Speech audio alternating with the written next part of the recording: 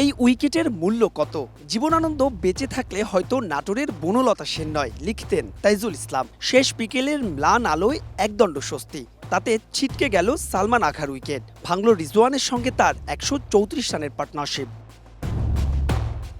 এখানেই শেষ নয়, এর ঠিক পরের ওভারেই আবারও দৃশ্যপটে তাইজুল। এবার ডাক মেরে স্লিপে ক্যাচ হাসান আলীর। পেন্ডুলামের মতো দুলতে থাকা ম্যাচ পশ্চিমের সূর্যের মতোই হেলে পড়ল বাংলাদেশের পানে।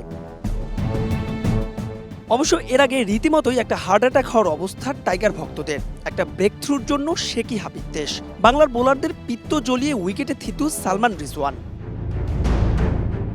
তৃতীয় দিনের স্কোরবোর্ড দেখে অনেকেই ভেবেছিলেন ম্যাচটা অন্তত 5 দিন যাবে না। সেই অনুমান ঠিক প্রমাণ করে মধ্য দুপুরে ১৬২তে নেই 5 উইকেট। সেখান থেকে অবিশ্বাস্য পার্টনারশিপ, যা ভাঙল টিজের জীবন কাঠিতে। যদিও সকালের প্রথম সেশন ইঙ্গিত দিচ্ছিল দারুণ কিছুরই। তেরে ফুরে শুরু করা আজান ফজলের জুটি ভাঙে নাহিদ রানা। তাতে অবশ্য পুরো ক্রেডিটই পাবেন মেহেদী হাসান মিরাজ। প্রায় ৯০ কিলোমিটার গতির বলটা গালিতে দুর্দান্তভাবে তালুবন্দি করেন এই অলরাউন্ডার। ফেরেন ফজল সঙ্গী হারিয়ে থিতু হতে পারেননি আজানও। এরপর বাবর আজমকে সঙ্গে নিয়ে অধিনায়ক শান মাসুদের প্রতিরোধ। দুজনেই খেলছিলেন ওয়ানডে স্টাইলে, কিন্তু এবারও দৃশ্যপটে তাইজুল। এলকেডির হাতে ক্যাচ দিয়ে ফেরার পথে বাবর এত ধীরে হাঁটছিলেন, মনে হচ্ছিল রাজ্যের ভার তাঁর কাঁধে। একটু বাদেই প্যাভিলিয়নের পথ ধরেন সৌদ শাকিলও। ম্যাচটা তখনও ইন্টারেস্টিং, কিন্তু ৭১-এই যত বিপত্তি। ব্যক্তিগত ৭১ রানে পাক কাপ্তান শান মাসুদ কাটা পড়েন ৭১ নম্বর জার্সির মাহমুদুল হাসান জয়ের হাতেই।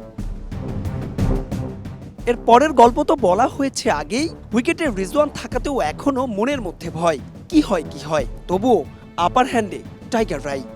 তাইজুলকে একটা ধন্যবাদ দিতেই পারেন টাইগার অধিনায়ক নাজমুল হোসেন শান্ত। আজ রাতে অন্তত ঘুমটা ঠিকঠাক হবে তার।